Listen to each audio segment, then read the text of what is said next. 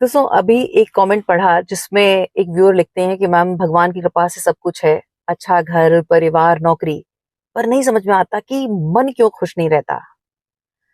दोस्तों अगर हमारे सर पे छत है, तन ढकने को कपड़ा है और भरपेट भोजन, उसके बाद भी अगर हम खुश नहीं हैं तो सावधान और सतर्क होने की जरूरत है, क्योंकि इसका मतलब है कि जाने अनजाने हमारा माइंड एक ट्रैप में फंसा है।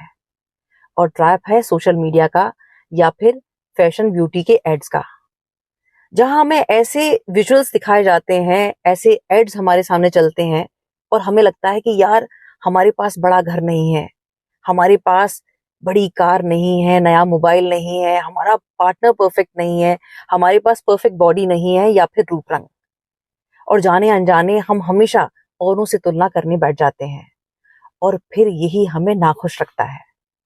हमें समझने की जरूरत है कि हैप्पीनेस एक स्टेट ऑफ माइंड होता है जो नियमित अभ्यास से होता है, और अभ्यास होता है एटीट्यूड ऑफ ग्रैटिट्यूड का। जब हम अतीत में झांककर थोड़ा सा ये याद दिलाते हैं खुद को कि हम आ कहां से रहे हैं। दोस्तों ये बात है तकरीबन 3-4 साल पहले की।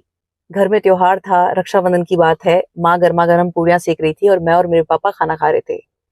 तभी मैंने देखा कि मेरे पापा की आंखें भर आईं। मैंने पूछा कि क्या कारण है। उन्होंने बताया कि हम लोग यूपी के एक बहुत छोटे से गांव से हैं और पापा सबसे बड़े थे। 16 साल की उम्र में एयरफोर्स में उनका ज्वाइनिंग था, और जब वो एयरफोर्स में गए तो वहाँ हाई प्रोटीन डाइट मिलता था।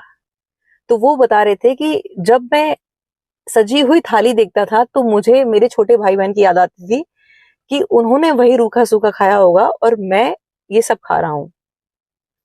मेरे पापा के वो वर्ड्स मुझे अक्सर याद आते हैं जब मैं अपने मन का पहनती हूँ, अपने मन का जीती हूँ और भरपेट भोजन करती हूँ अपनी चॉइस का, कि माता पिता ने संघर्ष जो किया उनके आशीर्वाद से मैं कितनी अच्छी लाइफ जी रही हूँ। तो यहाँ ये समझने की जरूरत है कि सबको यही गिला है कि बहुत कम मिला है, पर जरा सोच कर तो देखिए, जितना आपको मिला है उतना भी कितनों को मिला है। विचार कीजिए।